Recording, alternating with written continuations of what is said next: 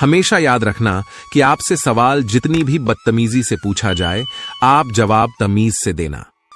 तो अपनी बात रखो और तमीज से रखो, ताकि जो सामने सुन रहा है उसे समझ ना भी आए तो कल किसी और के समझ में आ जाएगा। एक दिन एक लड़के ने गुरुजी से पूछा, गुरुजी आप हमेशा खुश रहते हो, चिंता मुक्त रहते हो। जब मैं आपसे इस आनंद और खुशी का कारण पूछता हूं तो आप कहते हो कि यह पूरा संसार अनंत आनंद में प्रकट हो रहा है, आनंद और प्रेम के अलावा कुछ नहीं है। लेकिन गुरुजी, अगर यह बात सच है तो मेरा मन हमेशा खुश क्यों नहीं रहता और मुझे इस संसार में इतने सारे लोग परेशान क्यों दिखते हैं? गुरु ने कहा, माया है संसार का आकर्षण और विद्या है खुद को ना जानना, यह दोनों चीजें एक ही हैं, जिस कारण मन दुखी रहता है। लड़के ने कहा, गुरुजी, माया मोह अज्ञान यह सब मेरे लिए किताबी कंसेप्ट है, मैं इन्हें कभी प्रैक्टिकली नहीं समझ पाया। भोले लड़के की बात सुनकर गुरुजी हंसने लगे। उन्होंने कहा, अभी रात हो गई है, हम इस पर कल चर्चा करेंगे। 2-3 दिन निकल गए, माया और मन पर गुरुजी ने कोई चर्चा नहीं की। फिर एक अजीब घटना हुई जिसने लड़के को माया के प्रत्यक्ष दर्शन करा दिए। हुआ यूं कि एक दिन दोनों गुरु और शिष्य नदी पर सुबह स्नान करने को गए। वापस लौटते समय उन्होंने पहाड़ों में से एक दूसरा रास्ता लिया जो थोड़ा कठिन था लेकिन छोटा भी था। तभी नए रास्ते में उन्हें एक बड़ा सूखा बरगद जैसा विचित्र पेड़ दिखाई दिया। जैसे ही गुरुजी इस पेड़ के पास से निकले, उन्हें ऐसा लगा कि यह पेड़ उन्हें अपनी तरफ खींच रहा है। गुरु पेड़ की तरफ खींच चले गए और पेड़ से चिपक गए।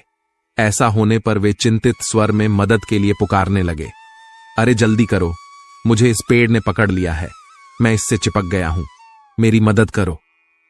लड़का आश्चर्य से चकित रह गया, क्योंकि उसने अपने गुरु को उस दिन से पहले कभी असहाय और व्याकुल नहीं देखा था। लड़के को स्तब्ध खड़ा देख गुरु और जोर से चिल्ला रहे थे, क्या तुम मेरे शिष्य नहीं हो जो दूर खड़े हुए हो? तुरंत मदद करो, मेरे पैर खींचो, यह पेड़ मेरी शक्तियां खींच रहा है, मुझे अंदर से बेचैनी महसूस हो रही है, मेरी जल्दी से मदद करो। लेकिन गुरु के पैर आगे बढ़ नहीं रहे थे।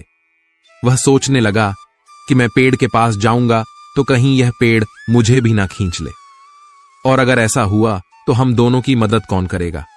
तभी उसने दूर से आवाज लगाकर कहा, गुरुजी, आपने इतने सारे लोगों की मदद की है और आज आपको मेरी मदद चाहिए।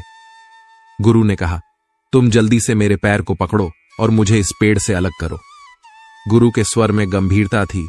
लड़का उस पेड़ के पास पहुंचा और उसने पूरी ताकत लगाकर गुरु का पैर खींचा, लेकिन वह उन्हें पेड़ से अलग नहीं कर सका।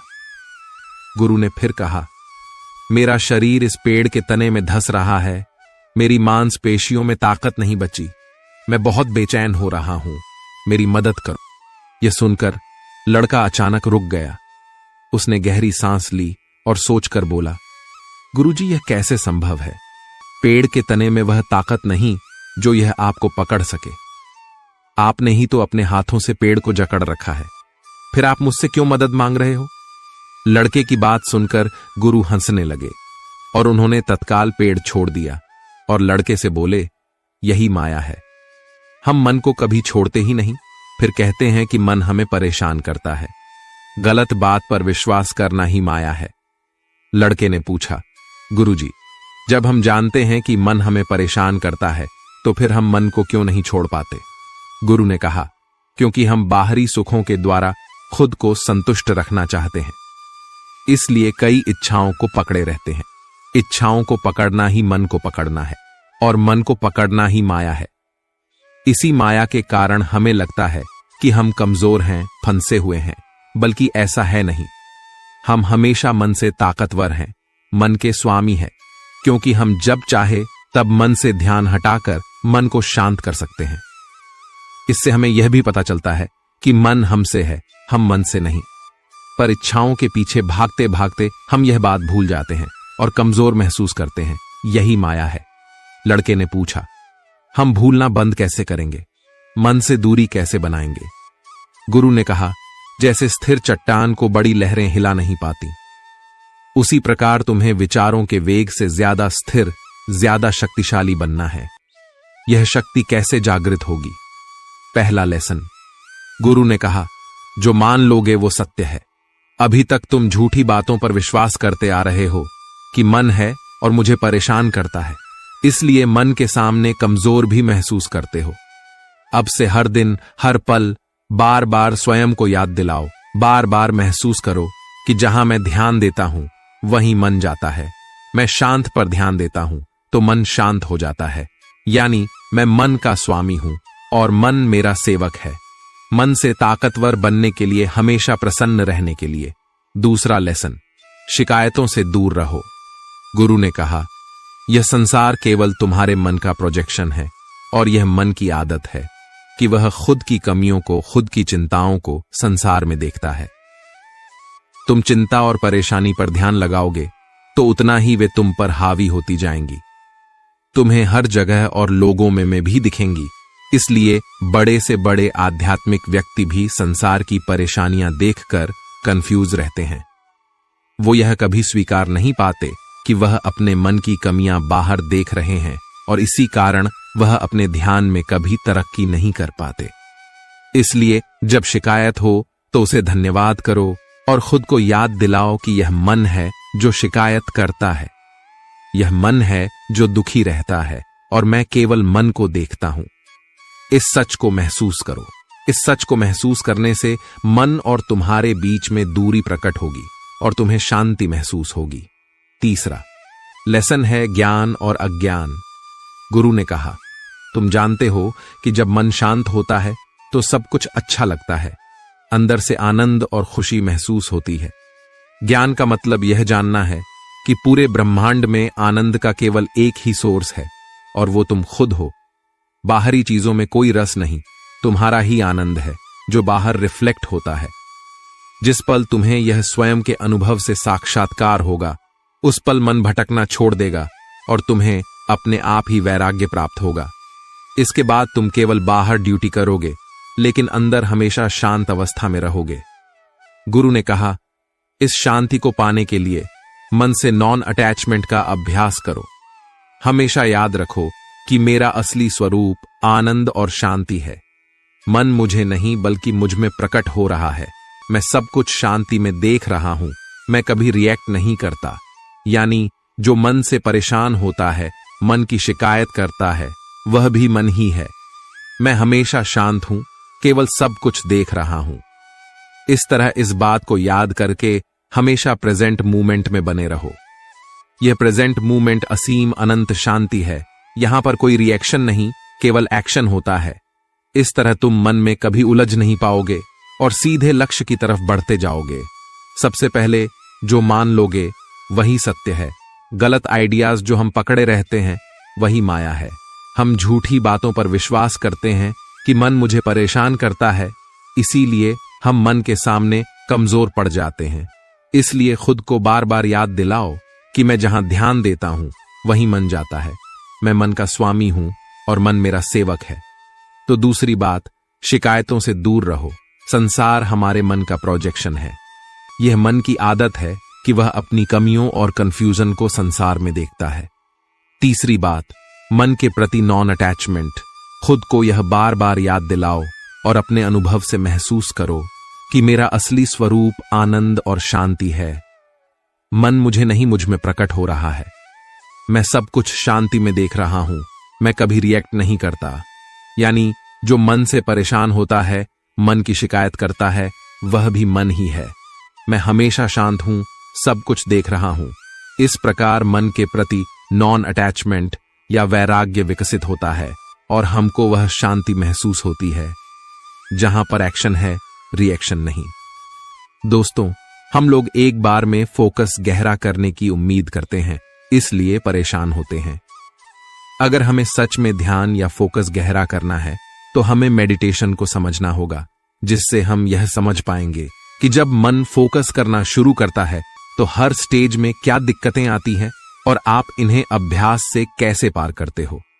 गुरु ने कहा, ठीक है, तुम काम करते समय काम के अलावा कुछ और नहीं सोचोगे।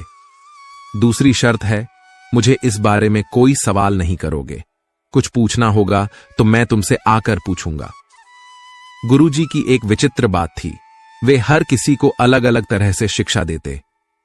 किसी को अकेले में ध्यान करने के लिए कहते तो किसी को मौन रहने के लिए, किसी को एक ही किताब बार बार पढ़ने के लिए कहते तो किसी को एक ही काम बार बार करने के लिए कहते। एक दिन एक चरवाहा गुरु के पास आया और बोला, गुरुजी, मैं ध्यान सीखना चाहता हूं और जीवन का सत्य जानना चाहता हूं। गुरु ने मुस्कुराते हुए कहा, बेटा, ध्यान और इसका तरीका समझना बड़ा सूक्ष्म विषय है। तेज और स्थिर मन वाले ही ऐसा कर सकते हैं। उस लड़के ने कहा, गुरुजी, आप ठीक कहते हैं। मैं अनपढ़ हूं, दुनिया नहीं जानता, सही गलत भी ज्यादा नहीं समझता, पर मैं मन से असंतुष्ट हूं। यह मेरा मन कहना नहीं मानता, इसलिए मेरे अंदर ध्यान सीखने की और मन को जीतने की तीव्र इच्छा है। गुरु ने कहा, अगर तुम सच जानना चाहते हो तो तुम्हें सब कुछ दांव पर लगाना होगा। गुरु गंभीर हो गए और बोले, एक बात याद रखना, बच्चे जीवन लगा भी दिया तो भी इस बात का कोई भरोसा नहीं कि तुम्हें इस जीवन में ज्ञान हो ही जाएगा। नौजवान थोड़ा हिचकिचाया, फिर उसने कहा, गुरुजी, मैं वापस लौटने के लिए नहीं आया था। आप जो कहेंगे वही मेरे लिए पत्थर की लकीर है। मैं आपकी हर बात मानूंगा। गुरु ने कहा, ठीक है, एक काम करो, इस आश्रम में 1000 शिष्य हैं। यहां हर दिन भोजन की सामग्री में दूध लगता है। आज से मवेशियों को पालने से लेकर दूध निकालने तक सारी जिम्मेदारी तुम्हारी है। लेकिन मेरी 2 शर्तें हैं। पहली शर्त, कुछ और नहीं सोचोगे काम करते समय। जो तुम काम कर रहे हो उस काम के अलावा तुम कुछ और नहीं सोचोगे। दूसरी शर्त, दोबारा मेरे पास मत आना और किसी सवाल का जवाब मत पूछना। आखिर में गुरु ने कहा, जब समय आएगा तब मैं ही तुम्हारे पास आऊंगा। लड़के को आश्चर्य हुआ, पर भोलेपन में उसने दोनों शर्तें स्वीकार कर लीं और काम करने लगा। जब भी काम करते समय उसके मन में कोई विचार आता तो वह सतर्क हो जाता। कभी कभी विचार नहीं रुकते तो वह रुक कर बैठ जाता और अकेला बैठा रहता, न किसी से कुछ बोलता न कुछ और करता। सबको बहुत अजीब लगता, लेकिन लड़का गुरु की शर्तों को निभाता रहा। समय अपनी रफ्तार से चलता रहा और देखते ही देखते 10 साल बीत गए। गुरु को छोड़कर आश्रम के सब लोगों को लगता कि यह नौजवान गूंगा है, लेकिन अब जल्दी ही सब कुछ बदलने वाला था। एक दिन गुरु ने घोषणा की कि मेरा आखिरी समय आ रहा है और मुझे अपना उत्तराधिकारी चुनना है, जो मेरे बाद इस आश्रम के शिष्यों को गाइड कर सके। इसलिए मेरा कोई भी शिष्य जिसे लगता है कि मैंने ध्यान को जान लिया है, वह अपने जीवन की सीख एक कागज पर 2 पंक्तियों में लिखे और इस पेटी में डाल दे। जो ध्यान के सार को 2 पंक्तियों में लिखेगा वही इस आश्रम का उत्तराधिकारी होगा। इस घोषणा के बाद शिष्य आपस में विचार विमर्श करने लगे कि गुरु की फाइनल टीचिंग क्या है। यह चर्चा भी होने लगी कि गुरु ने जो सिखाया है उसे 2 लाइन में कैसे लिखें। ऐसी कौन सी 2 लाइंस लिखें जिसमें पूरे ध्यान और तत्व का सार हो और वह सबसे बेहतर भी हो। यह सारी चर्चाएं चलती रहीं। कई शिष्यों ने पर्चियां डाली। 2 दिन बाद गुरु एक एक करके सबकी पर्ची वापस करने लगे, क्योंकि किसी ने भी सही जवाब नहीं दिया था। आखिर में एक पर्ची थी जिस पर लिखा था कि मन दर्पण है, विचार धूल है, दर्पण साफ रखो, यही ध्यान है। यह पढ़कर गुरु ने सबसे मेधावी शिष्य को बुलाया और उससे कहा, मैं जानता हूं कि यह तुमने लिखा है, लेकिन यह भी सच नहीं है। गुरु की बातें सुनकर सब हैरान रह गए और सबने पूछा, गुरुजी, फिर सच क्या है? गुरु ने कहा, चलो, मेरे साथ एक शिष्य है जो जवाब दे सकता है। आश्रम के 1000 शिष्य गुरु के पीछे चल पड़े। सब चलते हुए उसी लड़के के पास पहुंचे जो मवेशियों को घास खिला रहा था। गुरु ने चरवाहे से पूछा, बताओ, तुम्हारे हिसाब से सत्य क्या है? मैंने तुम्हें 10 सालों में क्या सिखाया है? सब शिष्यों को बहुत आश्चर्य हुआ, क्योंकि सब उसे अनपढ़ और गंवार समझते थे। आज तक किसी ने उसे ध्यान करते या कुछ पढ़ते हुए नहीं देखा था। चरवाहे ने कहा, गुरुजी, मैं ज्यादा कुछ नहीं समझता, पर जो अनुभव मैंने जाना है वह यह है कि न मन का दर्पण है, न विचारों की धूल है। जो यह जान गया वह उस रोशनी को पा गया। गुरु ने पूछा, यह तुमने कैसे जाना? ना तो तुमने कोई विशेष अध्ययन किया, ना ही तुमने कोई विशेष प्रक्रिया की, और ना ही तुमने कोई विशेष अभ्यास किया, फिर तुमने इस ज्ञान को कैसे प्राप्त किया? चरवाहे ने कहा, गुरुजी, 10 साल पहले आपने मेरे सामने शर्त रखी थी कि जब काम करना तो उसको छोड़कर कुछ और मत सोचना।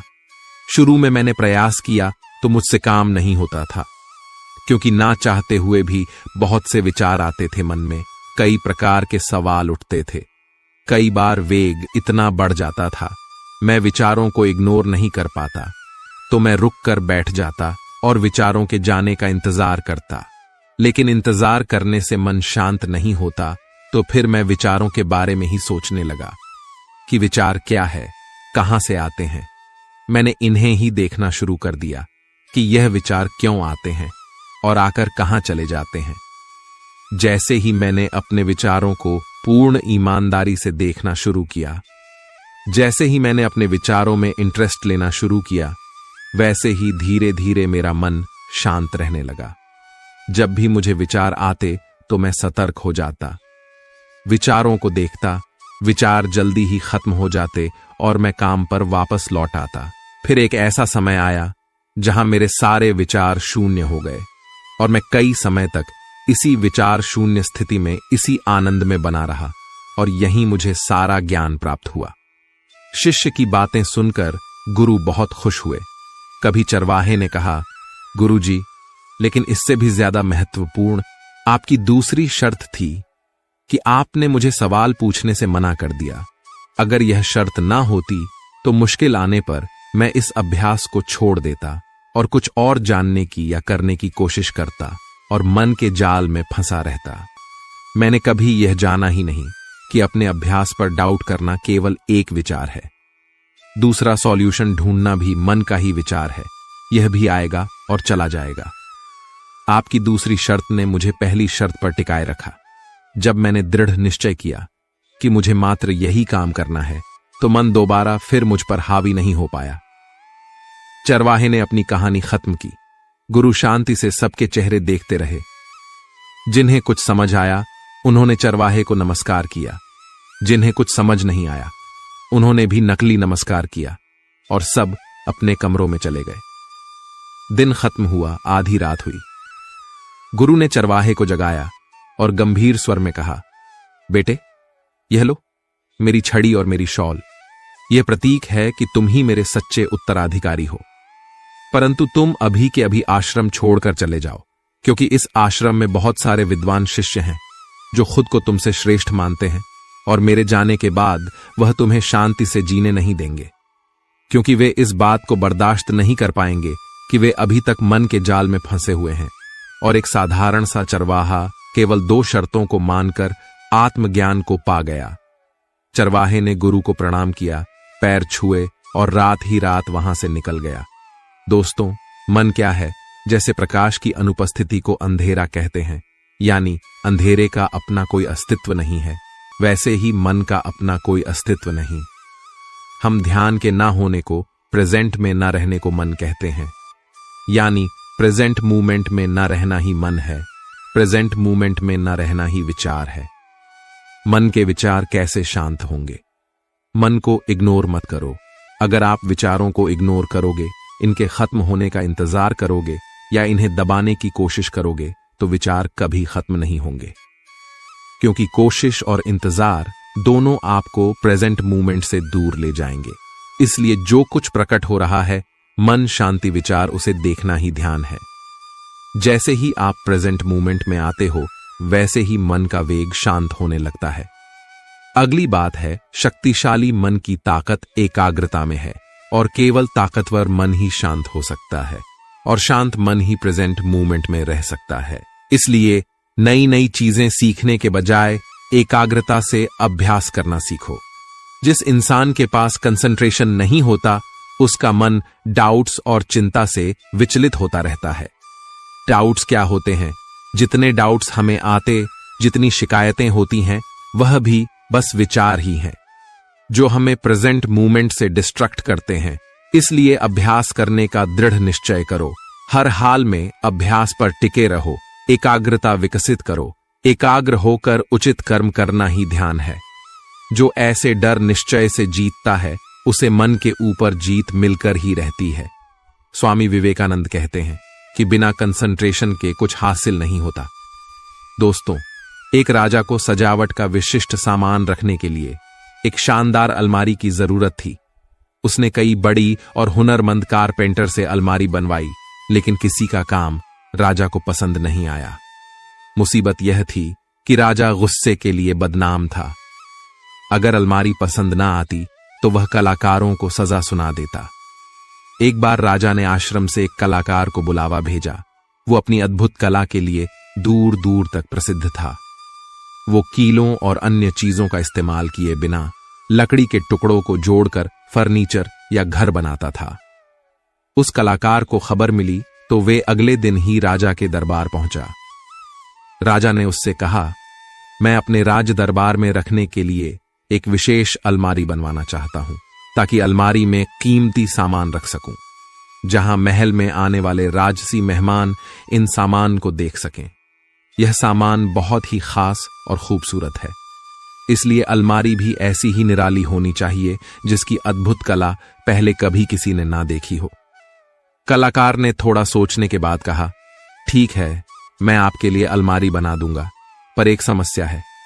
मैं अगले 5 दिनों के लिए व्यस्त हूं। 5 दिन बाद मैं आपके लिए अलमारी बनाना शुरू कर दूंगा। पूरे दरबार में सन्नाटा छा गया, क्योंकि सब राजा के गुस्से को जानते थे। आज तक किसी ने राजा को इंतजार करने को नहीं कहा था। उस कलाकार का जवाब सुनकर राजा ने सोचा, इसको ऐसा क्या जरूरी काम है जो यह मेरा आदेश टाल रहा है। राजा ने सोचा, ठीक है, पहले इससे अलमारी बनवा लूं, बाद में इसे देखता हूं। राजा ने उस कलाकार को जाने दिया।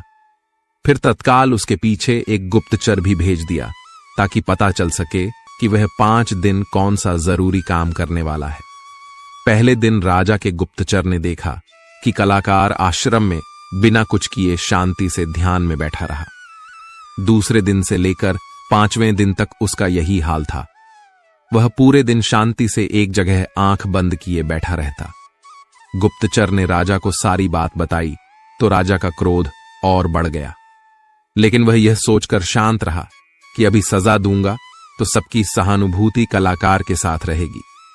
5 दिन बाद वह कलाकार राजा के पास आया और जरूरी सामान लेकर अलमारी बनाने में जुट गया, और दिन रात एक करके 10 दिन का काम केवल 3 दिनों में पूरा कर दिया। जब उसने अलमारी राजा के सामने प्रस्तुत की तो राजा समेत सभी लोग अलमारी देखते रह गए। ऐसी अलमारी अभी तक किसी ने नहीं बनाई थी। बनावट और डिजाइन अद्भुत थी, जटिल और आकर्षक थी। बिना किसी जोड़ के यह अलमारी सालों साल चलने वाली थी। अलमारी को देखकर राज का गुस्सा छूमंतर हो गया। वह अत्यंत प्रसन्न और हैरान हुआ, क्योंकि वह जानता था कि कलाकार ने इंसानी काबिलियत से कहीं बेहतर अलमारी बनाई है। जिस अलमारी को बनाने में जवान युवक को 10 दिन लग जाते, उस काम को 55 साल के इस कलाकार ने बिना किसी खामी के 3 दिन में पूरा कर लिया है। ऐसा अद्भुत काम और प्रतिभा देखकर राजा का अहंकार पिघल गया। राजा ने उससे कहा, आपने अकल्प कार्य किया है जिसकी प्रशंसा शब्दों में संभव नहीं है, लेकिन मेरे मन में एक सवाल है कि आप काम शुरू करने से पहले 5 दिन खाली क्यों बैठे रहे? इसका रहस्य मुझे बताइए। उस कलाकार ने उत्तर दिया, राजन, आपको ऐसा क्यों लगता है कि मैंने 5 दिन कुछ नहीं किया? अभी आप जो अलमारी देख रहे हैं, यह उन 5 दिनों के ध्यान का ही परिणाम है। उसने आगे कहा, पहला दिन मैंने मन से असफलता और डर के विचारों को त्यागने में लगाया, क्योंकि मैं जानता था अगर आप मेरे कार्य से खुश नहीं हुए तो मुझे जेल हो सकती है। मैं जानता था कि अगर डर मात्र भी मन में रहा तो अलमारी में कुछ ना कुछ कमी जरूर छूट जाएगी। इसलिए मैं पहले दिन बिना रिएक्ट किए भय के विचारों को देखता रहा, जब तक कि वह शांत नहीं हो गए। दूसरे दिन मैंने मन में आने वाले कमजोरी के विचारों को खत्म किया। मेरे अंदर राजा के लिए अद्भुत अलमारी बनाने का कौशल नहीं है। मैं इन सभी डाउट्स को तब तक देखता रहा जब तक मैं इनसे अलग नहीं हो गया। तीसरे दिन मैंने मन से कीर्ति और पुरस्कार की आशाओं और इच्छाओं को जाने दिया। मैं अलमारी बनाकर राजा से विशेष इनाम प्राप्त करूंगा। मेरा नाम और कीर्ति होगी। मैंने इन सब विचारों को जाने दिया और केवल शांति में बैठा रहा। कलाकार ने कहा, मैंने चौथा दिन अभिमान को छोड़ने में बिताया, ताकि जब मैं सफल हो जाऊं और लोग मेरी प्रशंसा करें तो अहंकार मुझ पर हावी ना हो पाए। मैंने 5वां दिन मन में इस अलमारी का स्पष्ट चित्र बनाया और अपने काम को लेकर विश्वास पैदा किया कि राजा को अलमारी जरूर पसंद आएगी। मन में यह चित्र बनाने में 5वां दिन निकल गया और इस तरह मैंने अपने मन से उन सारे विचारों को हटाया जो लक्ष्य पाने में बाधा बनते हैं। परिणाम स्वरूप अलमारी कुछ ही समय में बनकर तैयार हो गई। दोस्त, सबसे पहला लेसन, मन 4 तरह की बातें करता है। अगर सफल नहीं हुए तो क्या होगा? मैं सफलता के लायक नहीं हूं। सफल होऊंगा तो प्रसिद्धि मिलेगी, मेरा नाम होगा। और चौथा, सफलता का अहंकार। यह सब मैंने ही किया है। मन की इन 4 तरह की बातों के चलते हम प्रेजेंट में नहीं रह पाते, अपनी शक्ति क्षीण करते रहते हैं। फिर वह तब तक शांत में बैठा रहा जब तक आने जाने वाले डर के विचारों से मन की शांति को कोई फर्क नहीं पड़ा। जब कलाकार ने मन से विचलित होना बंद किया तो डर भी जड़ समेत नष्ट हो गया। अगला लेसन है फोकस ऑन इन विजन। जैसा आप सोचते हो वैसा आप बन जाते हो। जैसी आप कल्पना करते हो वैसा ही काम करते हो। जब मन में लक्ष्य स्पष्ट होता है और डर या अन्य विचार नहीं होते तो सफलता निश्चित प्राप्त होती है। इसीलिए मन में सतत लक्ष्य का स्पष्ट चित्र देखो। दोस्तों, सफल लोगों की आदत होती है कि वह दर्द और उसकी नेगेटिविटी को खुद पर हावी नहीं होने देते। मन ही सब कुछ है। आप जो सोचते हैं वही बनते हैं। इसलिए आपका सबसे बड़ा दुश्मन भी आपको उतना नुकसान नहीं पहुंचा सकता जितना आपके अनियंत्रित विचार आपका अहित कर सकते हैं। विचार से लेकर भाग्य तक अपने अंदर ध्यान से देखें। हमारे अंदर चल रहे विचार ही शब्द बनते हैं और शब्द कर्म के रूप में प्रकट होते हैं। बार बार दोहराने पर कर्म बर्ताव में बदलता है और समय के साथ बर्ताव चरित्र में परिणत हो जाता है और चरित्र ही भाग्य में बदलता है। इसलिए विचारों के प्रति अलर्ट रहना अति आवश्यक है। दूसरी बात, कमजोरी हमेशा छोटे विचार से शुरू होती है। अगर इस बीज को यहीं नष्ट ना किया जाए तो छोटा सा विचार जल्दी बड़ा झाड़ बनकर बुद्धि को भी ढक लेता है। सही इरादा विकसित करें। कई बार हमारे मुंह से कुछ गलत बात निकल जाती है तो काफी तक दुख होता है। कभी गलती होती है तो मन काफी समय तक अफसोस से भरा रहता है। इस भारीपन और दुख से बचने के लिए सही इरादे यानी राइट इंटेंशन का होना जरूरी है। जब भी आप कुछ करने जा रहे हो तो खुद से पूछो, इस एक्शन के पीछे मेरा इरादा क्या है? क्या मैं दूसरों को दुख पहुंचाने या नीचा दिखाने जा रहा हूं? खुद से पूछो, क्या मैं खुद को बेहतर दिखाने का प्रयास कर रहा हूं? इरादे के प्रति सचेत रहने से और इन्हें पॉजिटिव इंटेंशन से जोड़ने से आप मन की नेगेटिविटी कम कर सकते हो और दुख से बच सकते हो। दूसरी प्रैक्टिस मन के प्रति अलर्टनेस विकसित करती है और नेगेटिव विचारों को शांत करती है।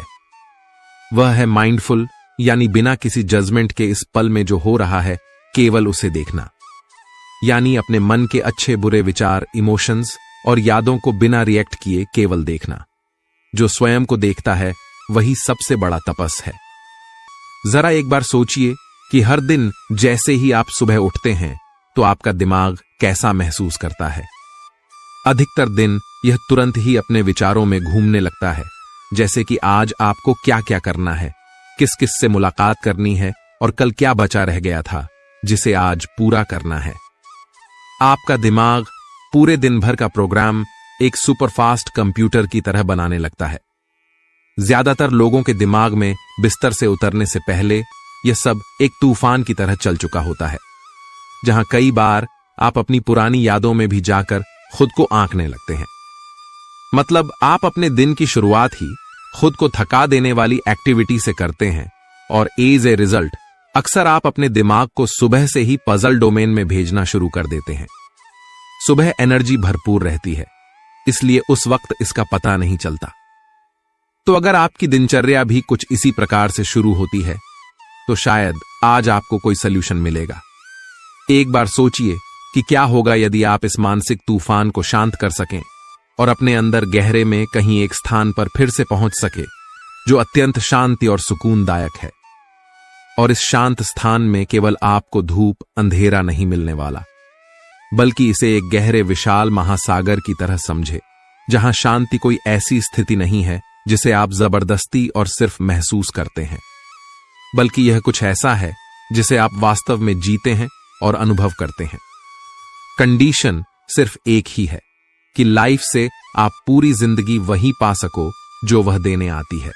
दरअसल जब आप स्वयं को खाली होने की अनुमति देते हैं तो कुछ मुक्तिदान घटित होता है। अब आप हर दिन पहनने वाले अलग अलग मुखौट को छोड़ना शुरू कर देते हैं। मेडिटेशन आपको कुछ पल के लिए ही सही उस स्थिति में पहुंचा देता है जहां अतीत और भविष्य के बारे में आपकी सारी चिंताएं दूर होकर आप केवल वर्तमान में जी रहे होते हैं। इस खाली जगह में आपको एक प्रकार की स्पष्टता मिलती है जो तब आना वास्तव में कठिन होता है जब आपका दिमाग शोरगुल वाले विचारों से भरा होता है। वास्तव में यह खालीपन बनता ही इसीलिए है ताकि वास्तविक ज्ञान इसी जगह में अपनी पैठ बना सके। एक बार आप इसकी प्रैक्टिस करना शुरू करते हैं, फिर आपको भावनात्मक और मानसिक रूप से जो लाभ मिलता है वो वास्तव में आश्चर्यजनक है। यही वह बिंदु है, वो ब्रेक पॉइंट है, जहां आप खुद से सभी प्रकार की भारी अपेक्षाओं और आत्म आलोचनाओं को छोड़कर केवल स्वयं बच जाते हैं। जैसे आपके कंधों से कोई भारी वजन उतर गया है और आप काफी हल्का और स्वतंत्र महसूस कर रहे हैं। यह खालीपन महज एक छोटा सा विराम नहीं होता, यह आपके जीने और हर एक पल का आनंद लेने के तरीके में एक बहुत बड़ा बदलाव कर देता है। यह किसी भी चीज की कमी के बारे में नहीं है, बल्कि यह वास्तव में पहले से उपलब्ध सहज समृद्धि जो आपकी अत्यधिक व्यस्तता से उपजे विचारों के जाल के नीचे छिप गई है। इस प्रोसेस में आप अपनी कुछ गहरी धारणाओं के बारे में भी स्पष्टता प्राप्त करते हैं। जैसे आपने सुना होगा कि कुछ भी हासिल करने के लिए हमेशा प्रयास और संघर्ष करते रहना चाहिए। यह मानसिकता हमें यह सोचने पर मजबूर करती है कि जो कुछ भी पाने लायक है वह केवल कड़ी मेहनत और अथक प्रयास से ही आ सकता है। लेकिन जब आप खाली होने की प्रैक्टिस शुरू करते हैं तो आपको कुछ बिल्कुल अलग, बिल्कुल ही नया एक्सपीरियंस होता है। अब आपको पता लगता है कि कभी कभी कुछ पाने के लिए आपको लड़ना ही नहीं पड़ता, बल्कि वहां पर शांतिपूर्ण समर्पण ही वास्तविक सफलता दिलाता है। आपको पता चलता है कि अपनी गहराई में आप पहले से ही पूर्ण हैं, और यह एहसास होते ही आप इस भ्रम से बाहर निकल जाते हैं कि आपको ऐसा होना चाहिए या वैसा होना चाहिए। खाली होने का मतलब यह नहीं है कि अब आपको कुछ करना नहीं है, बल्कि अब यह करने के बजाय कुछ खोजने में बदल जाता है। इनफैक्ट यह उन परतों को हटाने जैसा है जो वास्तविक चीज के बारे में आपके दृष्टिकोण को अवरुद्ध कर रही है। हमें अक्सर यह सिखाया, पढ़ाया और समझाया गया है कि हमें केवल उसी चीज की कद्र करनी चाहिए जो हमें कड़ी मेहनत से मिलती है। लेकिन आध्यात्मिकता की दुनिया में रास्ता काफी सीधा है। यह कड़ी मेहनत के बारे में बात नहीं करता, बल्कि यह जो है उसे शांति से स्वीकार करने के बारे में बात करता है।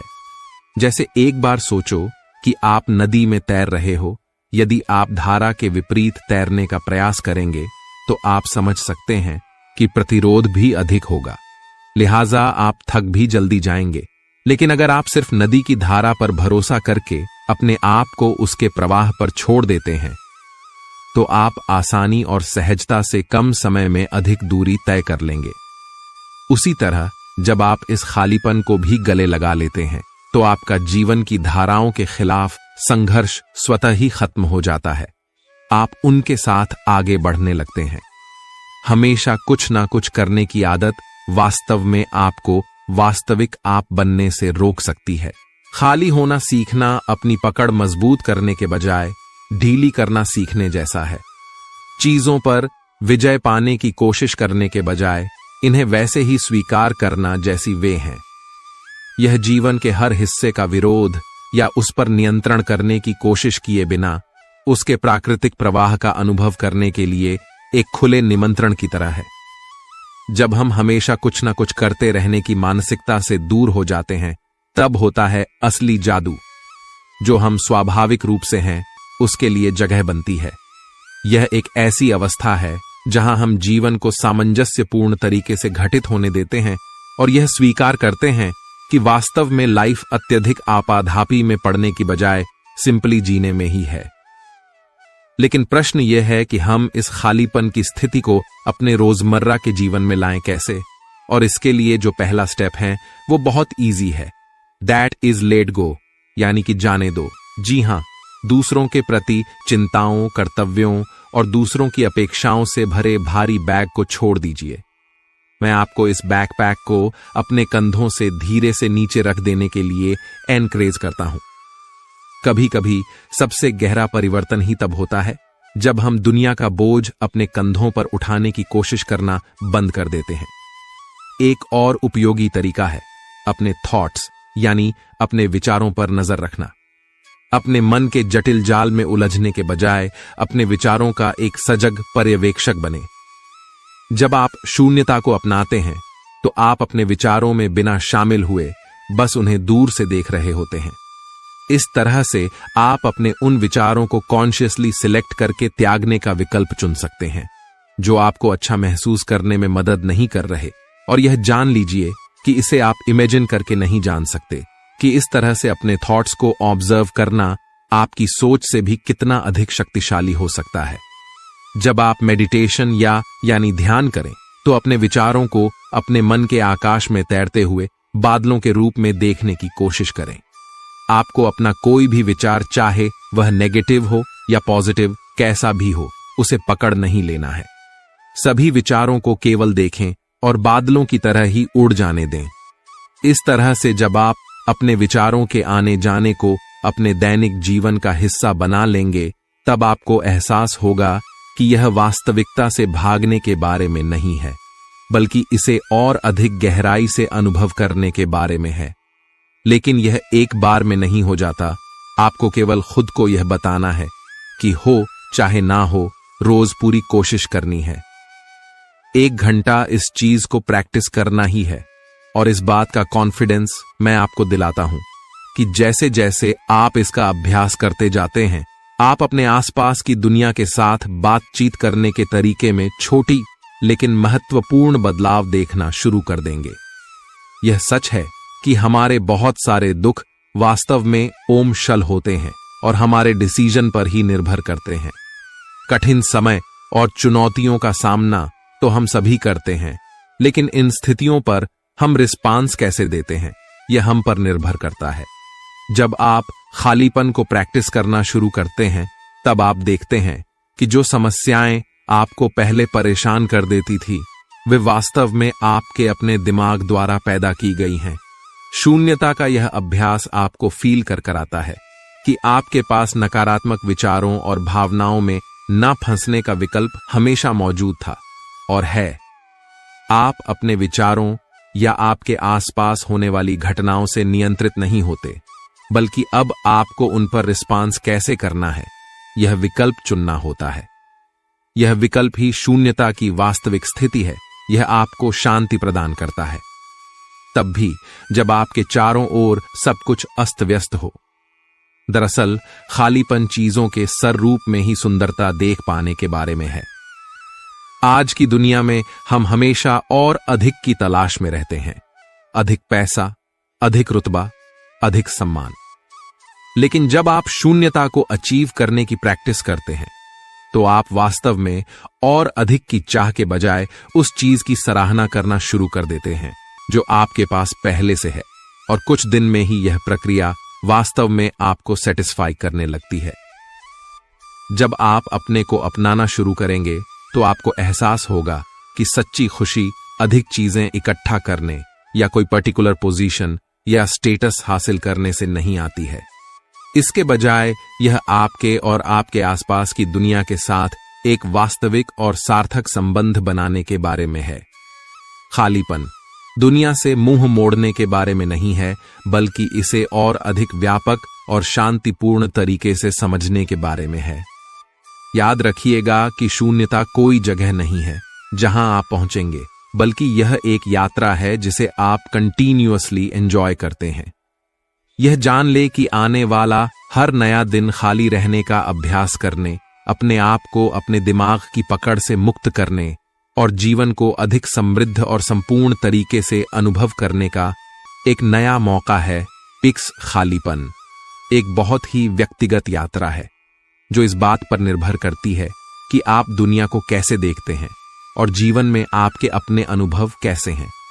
लेकिन इस रास्ते पर चलते समय अपने प्रति दयालु होना महत्वपूर्ण है, क्योंकि हो सकता है कि आप कुछ दिनों तक तो इस प्रैक्टिस से एक मजबूत जुड़ाव महसूस करें, लेकिन किसी और दिन आपको इस तक पहुंचने में भी कठिनाई हो सकती है। लेकिन यह सामान्य है, जिंदगी का हिस्सा है। हां, एक बात है कि इस दौरान आप जिन परिवर्तनों से गुजरे, जो भी नए एक्सपीरियंस आपको हासिल हो, उनके बारे में सोचने पर कुछ समय अवश्य बिताएं। इस बात पर विचार करें कि ध्यान करने के बाद आप कैसा महसूस करते हैं। जब आप खुद को इवॉल्व किए बिना बैठते हैं तो किस प्रकार के विचार या भावनाएं आपके सामने आती हैं। शून्यता की प्रैक्टिस करना आपके डेली कम्युनिकेशन के तरीके को कैसे प्रभावित करता है। इन सवालों के बारे में सोचने से वास्तव में आप इस प्रक्रिया की उपयोगिता को समझने लगेंगे।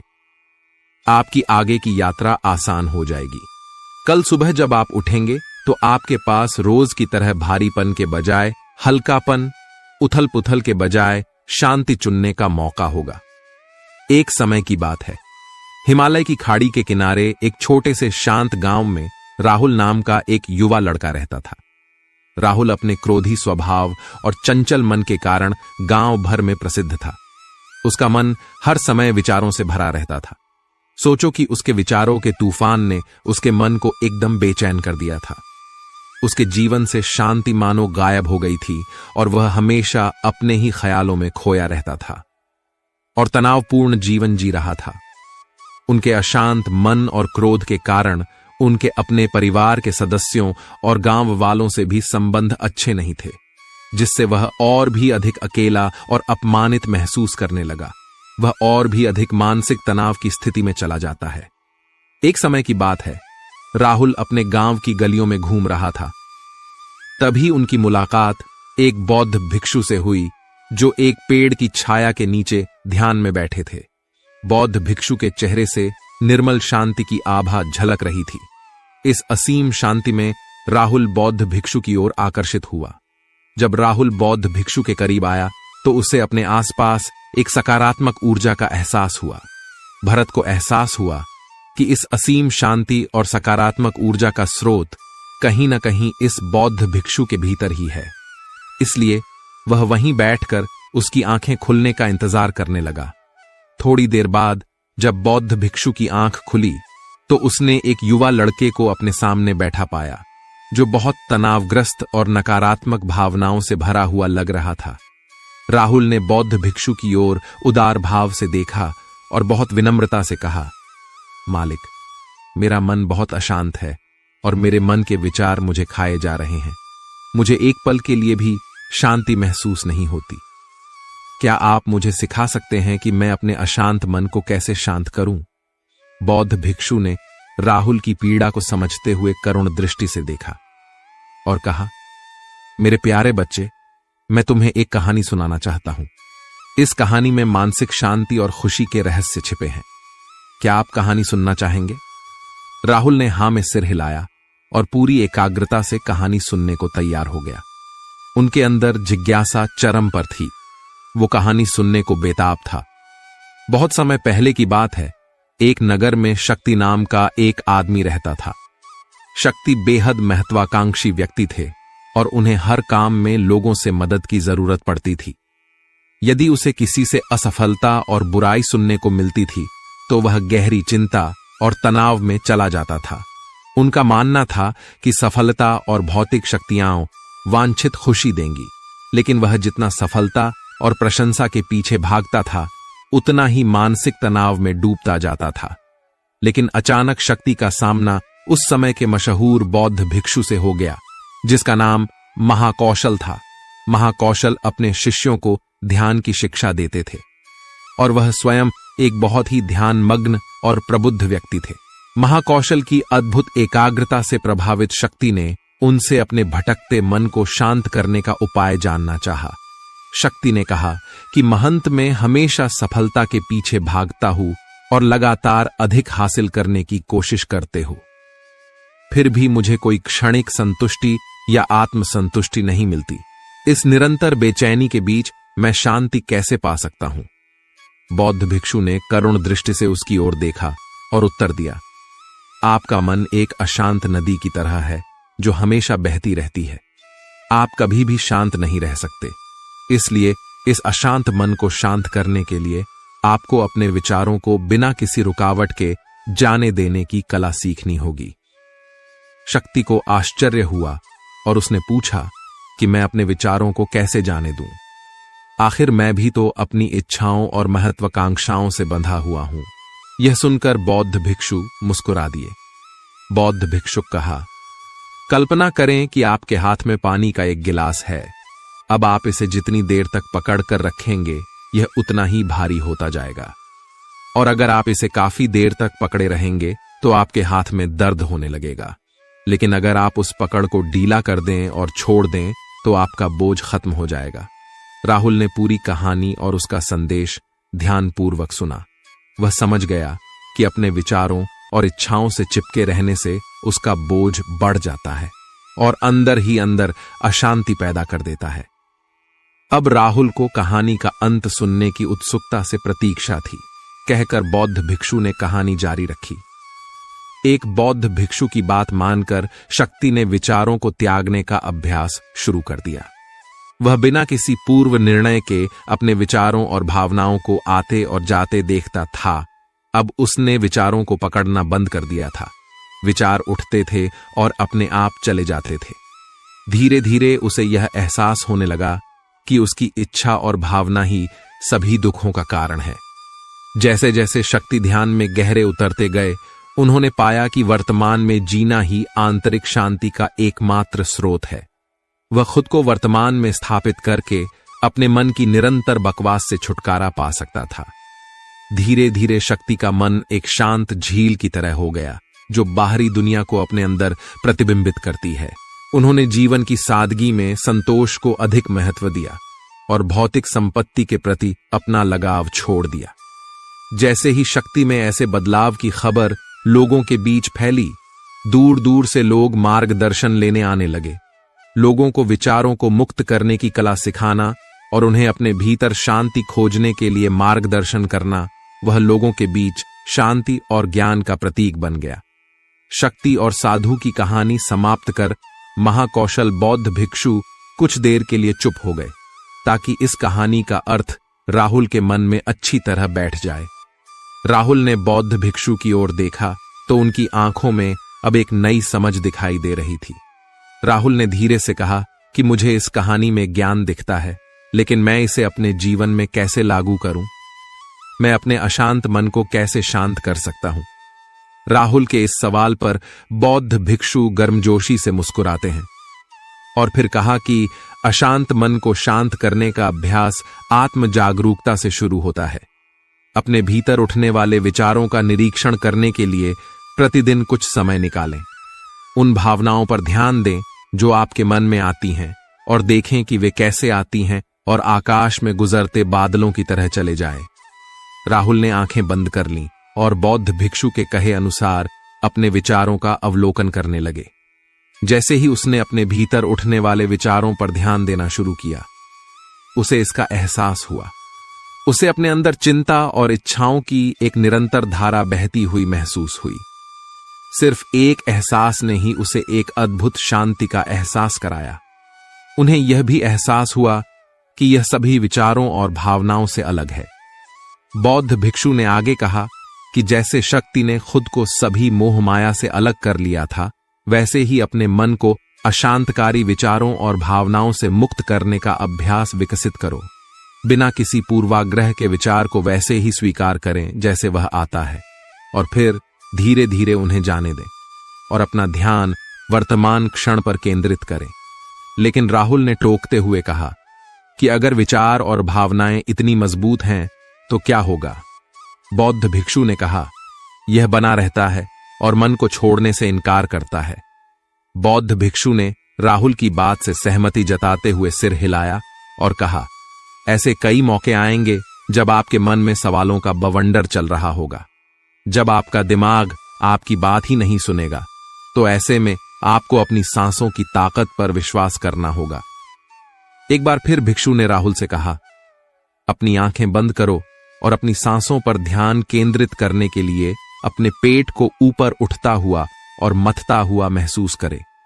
बौद्ध भिक्षु ने बताया कि जब भी आपका मन अशांत हो तो तुरंत अपनी सांसों पर लौट आएं।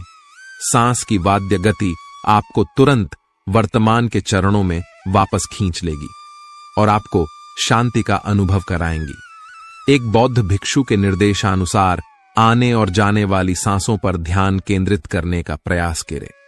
इस छोटे से व्यायाम से उन्हें मानसिक शांति का अनुभव हुआ। उसे याद आया कि उसकी सांसें हमेशा उसके साथ थीं, जो उसे वर्तमान क्षण की याद दिलाती थीं, आराम और शांति लाती है। राहुल के इस विकास को देखकर बौद्ध भिक्षु मंद मंद मुस्कुराए और बोले, मेरे प्रिय, बेचैन मन को शांत करना एक ऐसा अभ्यास है जिसमें बहुत प्रयास और दृढ़ इच्छा शक्ति की आवश्यकता होती है, क्योंकि लगातार व्यायाम से मांसपेशियां मजबूत होती हैं। उसी तरह नियमित अभ्यास से मन भी शांत होता है। स्वीकृति में सिर हिलाते हुए इस बौद्ध भिक्षु को धन्यवाद देते हुए उन्होंने वादा किया कि आज से वह अपने अशांत मन को शांत कर सकेंगे और अपनी गैर शक्तियों को मुक्त कर सकेंगे। बौद्ध भिक्षु ने राहुल के कंधे पर हाथ रखकर कहा, मुझे आपकी क्षमता पर बहुत भरोसा है और आपको जल्द ही आंतरिक शांति मिलेगी। लेकिन याद रखें कि यह आसान नहीं होगा, लेकिन अगर आप दृढ़ इच्छा शक्ति और खुले दिल से प्रयास करेंगे तो आप निश्चित रूप से वह शांति पा लेंगे जो आपके अंदर है। उस दिन से राहुल अपने अशांत मन को शांत करने का प्रयास करने लगा और हर दिन ध्यान करने के लिए एक अलग समय निर्धारित किया। उसने अपने मन में उठने वाले विचारों को बिना किसी रोक टोक के जाने दिया और अपनी सांसों के जरिए खुद को वर्तमान में बनाए रखने की कोशिश की। समय के साथ अभ्यास करते हुए राहुल को अपने अंदर शांति का अनुभव हुआ। जैसे जैसे समय बीतता गया, राहुल को ज्ञान और शांति का स्रोत कहा जाने लगा। जैसे जैसे समय बीतता गया, भरत को ज्ञान और शांति का स्रोत कहा जाने लगा। ग्रामीण अपने अशांत मन को शांत करने के लिए राहुल के पास आने लगे। बौद्ध भिक्षुओं के शिक्षक दूसरों की मदद करते समय आत्म जागरूकता की शक्ति साझा करते हैं। बौद्ध भिक्षु आंतरिक शांति पाने की शिक्षा देते हैं। इसके साथ ही उन्होंने अपनी सांसों पर ध्यान देने और अपने विचारों को मुक्त करने की कला भी सिखाई। ऐसे निवासियों का विकास हुआ और उन्हें मन की अमूल्य शांति मिली। बौद्ध भिक्षु की शिक्षाओं और राहुल द्वारा संचालित अभ्यास के माध्यम से विचारों को त्यागने और वर्तमान में जीने की कला दूर दूर तक फैल गई। उन्होंने कई लोगों की जिंदगी बदल दी और जैसे जैसे समय बीतता गया, उनकी जिंदगी और भी बदलती गई। राहुल का शांत प्रभाव उसके गांव की सीमाओं से परे तक फैला हुआ था।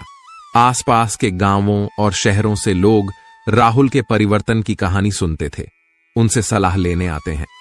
मन के बोझ तले दबे लोगों के लिए राहुल आशा की किरण बन गया। राहुल की शिक्षाएं केवल ध्यान और प्रवचन तक ही सीमित नहीं थीं, बल्कि वह रोजमर्रा के काम जागरूकता के साथ करने पर ज्यादा जोर देते थे। वह लोगों को अपनी भावनाओं के प्रति जागरूक रहने की याद दिलाते थे। इस बात पर ध्यान दें कि आप दिन भर में क्या करते हैं और अपने आसपास होने वाली घटनाओं पर आप कैसे प्रतिक्रिया करते हैं।